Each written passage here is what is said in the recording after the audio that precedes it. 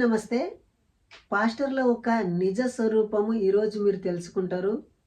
ఎందుకంటే పాస్టర్‌లు ఇలాంటి బైబిల్ పట్టుకొని జనాల్ని ఎంత మాయలోనికి దింపుతారంటే, ఇది పరిశుద్ధ గ్రంథము, ఇది దైవ గ్రంథము, ఇది అని చెప్పి జనాల్ని చాలా మభ్యపరుస్తారు. సో, అలాంటి వ్యక్తి బైబిల్‌లో ఒక వ్యక్తి ఉన్నాడండి. అతని పేరు యెహెజ్కేలు. యెహెజ్కేలు గ్రంథంలో యెహెజ్కేలు ఒక ప్రవచనం చెప్తాడు. అతడు ఏమని చెప్తాడంటే చదువుతానండి. సో, ఇతను ఎట్లా క్రియేట్ చేశాడు అనే విషయాన్ని కూడా కొంచెం వివరంగా చెప్తానండి. యెహెజ్కేలు గ్రంథం 23 అధ్యాయం చదువుతా. అంటే ఈ జనాలు ఇక్కడ ఉన్న క్రిస్టియానిటీ వాళ్ళు ఎవరైతే మత మార్పిడి అయిపోయి యేసుక్రీస్తునాడు కన్వర్ట్ అయ్యారో, వాళ్ళు ఎక్కడి నుండి నేర్చుకుని ఉంటారు ఇట్లాంటి అబద్ధాలు. ఎందుకంటే ఒక ఆమె అంటుంది, నా పేగులు తీసి ఆరకేసి కడిగి మళ్ళీ పొట్టలో పెట్టి బాగా చేశారని ఒక అబద్ధాన్ని చెప్తుంది. మళ్ళీ ఈ పాస్టర్లు కూడా ఒకడు అంటాడు, యేసుక్రీస్తు మాట్లాడే దేవుడు అంటాడు, ప్రతిరోజు నాతోటి మాట్లాడతాడు అంటాడు. ఇలాంటి అబద్ధాలు ఎక్కడి నుండి క్రియేట్ చేశారు అంటే చాలా బైబిల్ని కాపీ కొట్టారు. బైబిల్లో కూడా చాలా అట్లాంటి మాటలు రాయబడ్డాయి, కానీ ఒకటి నిరూపించలేరు. చూడండి, బైబిల్లో సౌలు అనే ఒక వ్యక్తి ఉంటాడు. ఇతన్ని అకస్మాత్తుగా నాకు దేవుడు కనిపించాని చెప్పి దేవుని సేవ చేతమంటున్నాని బైబిల్కి వ్యతిరేకంగానే బోధిస్తుంటాడు. సో, ఇప్పుడు నేను చదవబోయే వచనాలు ఏమిటంటే యెహెజ్కేలు గ్రంథం 23 అధ్యాయంలో అక్కడ దేవునికి వివాహమైనట్లు అంటే దేవునికి వివాహమైనట్లు యెహెజ్కేలు రాస్తాడు. అతనికి కల పడుతుందో మన దర్శనం కలుగుతుందో ఎట్లా చేస్తాడో కానీ ఇతను ఏది పడితే అది రాస్తాడు అంతే. యెహెజ్కేలు గ్రంథం 23 అధ్యాయం చూడండి, ఇప్పుడు చూపిస్తా. మరోసారి యెహోవా నుంచి వాక్కు నాకు వచ్చింది. ఏమంటున్నాడు యెహెజ్కేలు? మరొక్కసారి అంటే ఇంతకుముందు ఎన్నోసార్లు అతనికి ఇలాంటి వాక్కులు వచ్చినాయంట.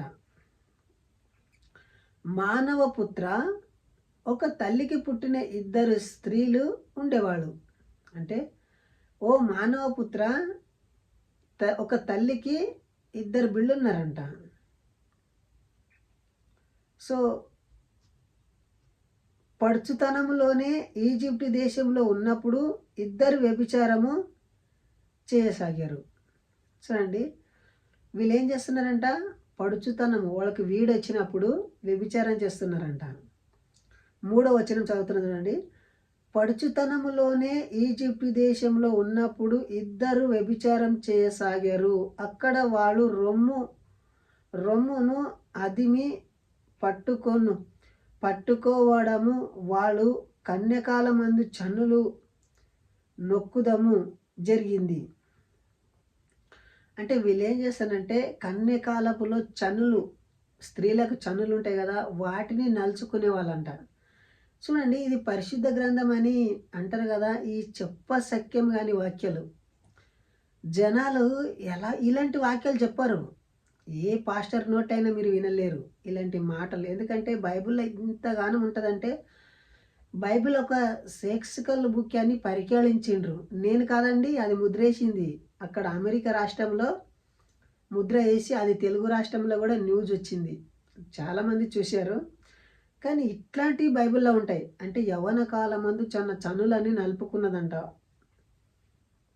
పెద్దదాని పేరు ఓహిలా, చిన్నదాని పేరు ఓహలీబా.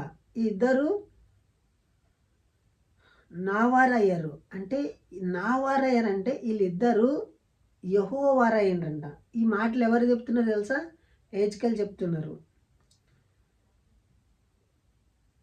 నావారయ్యారు. కొడుకులను కూతుర్లను కన్నారు.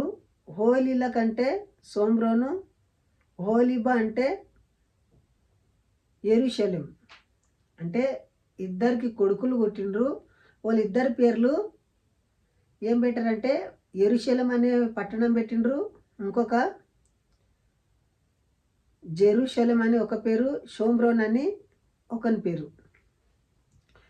సో, మీరు ఇలా చూసుకుంటూ పోతేనండి బైబిల్లో చాలా వ్యభిచారంతో నింపబడిన స్త్రీలనే దేవుడు వాడుకున్నాడు, ఎన్నుకున్నాడు. యేసుక్రీస్తు కూడా అంటున్నాడు, నేను పాపుల కోసమే వచ్చినాను, నీతిమంతుల కోసం రాలేదంటున్నాడు. సో చాలా సంగతులు ఈ రోజుల్లో పాస్టర్లు కూడా చూడండి ఎంత దారుణంగా, ఎంత భయంకరంగా ప్రవర్తిస్తున్నారంటే, వాళ్ళు గొర్రెల చర్మం ధరించుకొని, వేషాలు వేసుకొని జనాల్ని మోసపుస్తున్నారు. సో అమాయకమైన హిందూ సోదరులు ఈ యొక్క మాయలో పడి మన ఒక మతం విడిచిపెట్టి కన్వర్ట్ అయ్యి దాంట్లో కోరదాని ఉద్దేశంతో ఇలాంటి వీడియోలు చేస్తున్నామండి. నిజానికి క్రైస్తవులకి విరోధమైనటువంటి కావు.